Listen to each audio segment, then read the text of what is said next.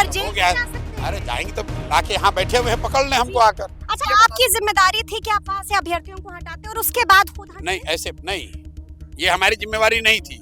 Permission था या नहीं था, जिस अपराध में बच्चों को मारा गया है वो अपराध तो प्रशांत किशोर भी कर रहे थे। गांधी मैदान जिला प्रशासन की बपौती नहीं है। अगर हिम्मत था तो हमको मारते। अच्छा, लेकिन प्रशांत अरे भाई, हिम्मत थी अगर प्रशासन में तो हमको मारते वहाँ खड़े होकर। मुख्यमंत्री नीतीश कुमार को 4 बंगला गैर कानूनी होने के बावजूद रखने के लिए परमिशन नहीं चाहिए और छात्रों को गांधी मैदान में बैठकर मीटिंग करने के लिए परमिशन चाहिए। मुख्यमंत्री के पास यहाँ पर गैर कानूनी तौर पर 3-3 बंगला रखा हुआ इस आदमी ने। नमस्कार, हमारा नाम है समरीन और आपने देखना शुरू कर दिया है लाइव सिटीज। जो हुआ वो गलत हुआ है, जो हुआ है वो पाप हो गया है, अनर्थ हो गया है और जो हुआ था उसे कतई नहीं होना चाहिए था। ये बातें हम नहीं कह रहे, बल्कि ये बातें लगातार चीख चीख कर कह रहे हैं बीपीएससी वाले तमाम अभ्यर्थी।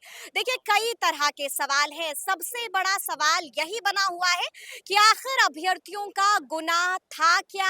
बड़ा सवाल ये भी बना हुआ है कि आखिर जन सुराज के सूत्रधार प्रशांत किशोर वहां से निकल क्यों गए थे और क्या वाकई में प्रशांत किशोर अभ्यर्थियों को धमका रहे थे।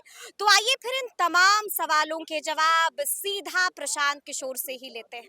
देखिए, इस वक्त हमसे बातचीत करने के लिए जन सुराज के सूत्रधार, सबसे पहले तो हम आपसे जानना चाहेंगे कि प्रशांत किशोर और जन सुराज, आप लगातार कहते थे कि जन सुराज और प्रशांत किशोर आंदोलन पर और धरना पर भरोसा नहीं करता है, लेकिन हमने देखा कि बीते दिन आप लोग भी सड़कों पर उतरे। नहीं, बीते दिन हम लोगों ने कोई धरना प्रदर्शन नहीं शुरू किया। छात्रों ने धरना प्रदर्शन शुरू किया आज से 10 दिन पहले और उनके साथ जो अलोकतांत्रिक जो कार्रवाई हुई, जो बर्बरतापूर्ण उन पर लाठी चली, हम लोग उसके विरोध में उनके सपोर्ट में खड़े हुए हैं। हम लोग नेतृत्व नहीं कर रहे हैं। जन सुराज धरने पर नहीं बैठा है, धरने पर छात्र बैठे हैं। लेकिन छात्रों की आवाज को दबाया ना जाए, छात्रों को मारा ना जाए, छात्रों को पुलिस बर्बरता का शिकार ना होना पड़े, छात्रों को पुलिस के द्वारा डराया धमकाया ना जाए, इसलिए उनके साथ खड़े हैं। लेकिन जिला प्रशासन ने भी चिट्ठी निकाल दी थी, लेकिन इसके बावजूद आप लोग सड़कों पर उतरे। किसने, जिला प्रशासन ने क्या चिट्ठी निकाली थी? बिल्कुल चिट्ठी निकाल दी थी कि गांधी मैदान में पहले से गांधी मैदान जिला प्रशासन की बपौती नहीं है। गांधी मैदान एक फ्री स्पेस है जहां पर कोई भी व्यक्ति जा सकता है, टहल सकता है, बैठ सकता है, बात कर सकता है। जब कोई आप रैली निकालते हैं, कोई बहुत बड़ी ऐसी गैदरिंग करते हैं, तब प्रशासन बड़ी गैदरिंग तो थी नहीं, कोई गैदरिंग बड़ी नहीं। 10,000 से ज्यादा। भाई, गांधी मैदान की कैपेसिटी है 4 लाख। किसी कोने में बैठ के 4,000 लोग बात कर रहे हैं, तो इसमें क्या गैर कानूनी कर दिया? उन्होंने कोई उपद्रव नहीं किया, उन्होंने कोई नारेबाजी नहीं की, उन्होंने कोई सार्वजनिक संपत्ति को नुकसान नहीं पहुंचाया, उन्होंने कोई धरना प्रदर्शन नहीं किया, उन्होंने कोई ट्रैफिक जाम नहीं किया। गांधी मैदान के कोने में बैठकर बच्चे अगर बात कर रहे हैं तो ये गैर कानूनी कैसे हो गया और क्यों हमको इसके लिए परमिशन चाहिए? ये क्यों परमिशन हमको चाहिए? मुख्यमंत्री नीतीश कुमार को 4 बंगला गैर कानूनी होने के बावजूद रखने के लिए परमिशन नहीं चाहिए और छात्रों को गांधी मैदान में बैठकर मीटिंग करने के लिए परमिशन चाहिए। मुख्यमंत्री के पास यहाँ पर गैर कानूनी तौर पर 3-3 बंगला रखा हुआ इस आदमी ने। अपने आप को समाजवादी नेता बताने वाले नीतीश कुमार एक अन्य मार्ग में रहते हैं। 7 सर्कुलर जो मुख्यमंत्री नहीं थे वहां रहते तो उस बंगले को अलॉट करा रखा है। दिल्ली में कामराज का रोड पर बंगला रखा हुआ है। ये बिहार के लोगों का पैसा है। मुख्यमंत्री आप तो अपने आप को राजा बना लिए हैं। आप 4 बंगले में रहोगे, 10 एकड़ के 4 बंगले में रहोगे और गांधी मैदान के कोने में 500 बच्चे अगर बैठ के बात कर रहे हैं तो आप कह रहे हैं कि परमिशन नहीं है। बाहर समाजवाद, बाहर समाजवादी नेता, बाहर नीतीश कुमार, बाहर आपके सुशासन। और डर देखिए कि अगर हम 12 बजे से वहां गलत कर रहे थे, छात्रों ने गलत किया, गैर कानूनी काम किया, तो वहां प्रशासन था, हमको पकड़ लेते, हम पर लाठी चार्ज करा देते। वहां पूरे मीडिया के सामने हम खड़े थे, एक घंटा नहीं 6 घंटा खड़े थे, पकड़ लेते। मेरे जाने के बाद बच्चों को, सामान्य परिवार के बच्चों को दौड़ा दौड़ा के मार रहे हो और अपने आप को बहुत बड़ा नेता बता रहे हो। अगर हिम्मत था तो हमको मारते। अच्छा, लेकिन प्रशांत, अरे भाई, हिम्मत थी अगर प्रशासन में तो हमको मारते वहां खड़े होकर। अच्छा, उस पर भी हम आएंगे, लेकिन उससे पहले हम आपसे ये भी जानना चाहते हैं कि हमने देखा कि बैरिकेडिंग जेपी गोलंबर के पास टूटती है और आगे बढ़ते हैं प्रशांत किशोर भी, लेकिन वहां से आपने यू टर्न ले लिया, ऐसा क्या हो गया था? नहीं, कोई यू यूटर्न नहीं टर्न है। क्यों लिया, कौन वापस सा क्यों यूटर्न? आए? नहीं, नहीं, नहीं। हम लोग वहाँ गोलंबर पर रुके हुए थे। बैरिकेडिंग टूटी। करीब नहीं, बैरिकेडिंग नहीं टूटी, 2 घंटे वहाँ बैठे रहे। हम्म, प्रशासन ने बात करके ये कहा कि हम लोग मुख्य सचिव, गृह सचिव मिलने के लिए तैयार हैं, आप लोग वहाँ से हट जाइए।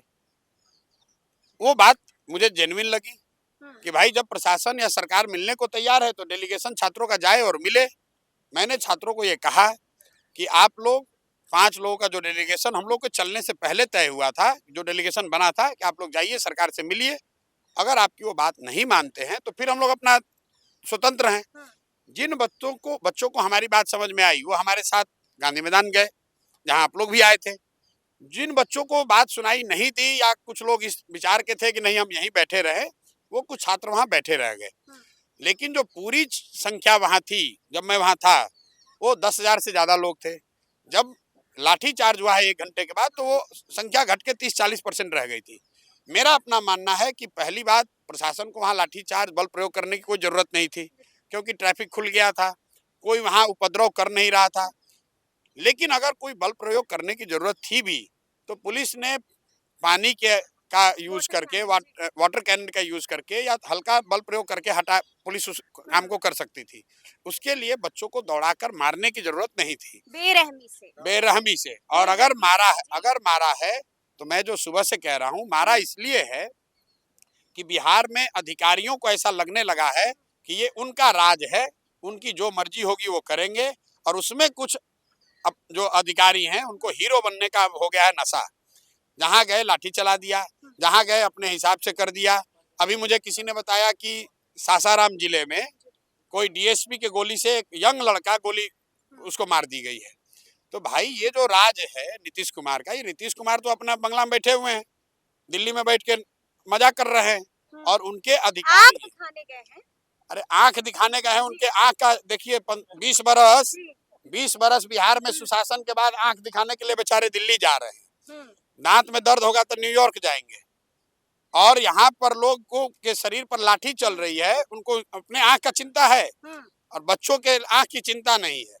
अपने दांत के दर्द का चिंता है, बच्चों को यहाँ दौड़ाकर मारा जा रहा है, उनके दर्द की चिंता नहीं है। इसीलिए मैंने अभी कहा कि नीतीश जी, अब आपका 1 साल अंतिम रह गया है। जाड़ा और एक गर्मी, जाड़ा और गर्मी दोनों मना लीजिए, चूड़ा दही एक बार खा लीजिए। इस साल के बाद अब अगले साल आपको एक अन्य मार्ग में रहने का अवसर नहीं मिलेगा, तो 1 साल मजा। बड़ी भविष्यवाणी आप कर रहे हैं। भविष्यवाणी नहीं कर रहे हैं, लिख कर दे रहे हैं। अच्छा प्रशांत, एक बयान आपका हमको याद आ रहा है, आपने साफ साफ कहा था कि जब लाठी चार्ज होगा तो पहली लाठी प्रशांत किशोर पर चलेगी, लेकिन हमने देखा कि पहली लाठी आप पर नहीं बल्कि बेचारे अभ्यर्थियों पर चली। हाँ, इसलिए दिल दुखा कि नहीं? अरे दुखा तभी तो हम खड़े हैं जी। हम जब वहाँ खड़े थे तब तक प्रशासन ने लाठीचार्ज नहीं किया। यही बात सिद्ध है कि प्रशांत बैठे रहते तो लाठीचार्ज नहीं होता। बिल्कुल ठीक बात है, बिल्कुल ठीक बात नहीं, ये मैं नहीं कह सकता हूँ कि कभी नहीं होता, लेकिन हम वहाँ जब तक खड़े थे तब तक प्रशासन ने लाठीचार्ज नहीं किया। लेकिन मैं परमानेंट हर विद्यार्थी के सामने तो खड़ा नहीं रहूंगा, लेकिन मेरे हटने के बाद 45 मिनट के बाद अगर पुलिस ने लाठीचार्ज किया तो ये पुलिस का गलत रवैया है। अगर उनको मारना था, अगर उनको वहां से बल प्रयोग से लोगों को हटाना था तो ट्रैफिक पहले से भी जाम था, हम जब थे तभी हटा देते। तो आपको तो ये पुलिस से पूछना चाहिए कि मैडम ऐसा है कि अगर कुछ इलीगल हो रहा था तो आप प्रशांत किशोर के जाने का इंतजार क्यों कर रहे थे, पहले लाठीचार्ज कर लेते। उन्होंने कहा परमिशन प्रशांत ने ली थी ना, इसलिए। आपने तो कहा हमको परमिशन मिला ही नहीं था। नहीं, उसके बाद एक और बयान आया कोई, अरे भाई जब हमने कोई परमिशन लिया ही नहीं था तो आप तो दोनों बात आप ही कह रही हैं। पुलिस का ही बयान। अरे भाई पुलिस का क्या बयान होगा, परमिशन था या नहीं था। जिस अपराध में बच्चों को मारा गया है वो अपराध तो प्रशांत किशोर भी कर रहे थे, तो प्रशांत किशोर को क्यों छोड़ दिया, बच्चों को क्यों मारा? ये आपकी जिम्मेदारी थी कि आप वहां से अभ्यर्थियों को हटाते और उसके बाद खुद हटाते। नहीं, ऐसे नहीं, ये हमारी जिम्मेवारी नहीं थी। हमने छात्रों को कहा, जो छात्र हमारे साथ गए वो गए, जो नहीं गए वहां बैठे थे। पुलिस की ये जिम्मेवारी थी कि अगर कोई गलत काम कर रहा था, अगर कुछ गलत हो रहा था, उसका नेतृत्व प्रशांत किशोर कर रहे थे, तो प्रशांत किशोर को पकड़ते, प्रशांत किशोर को मारते।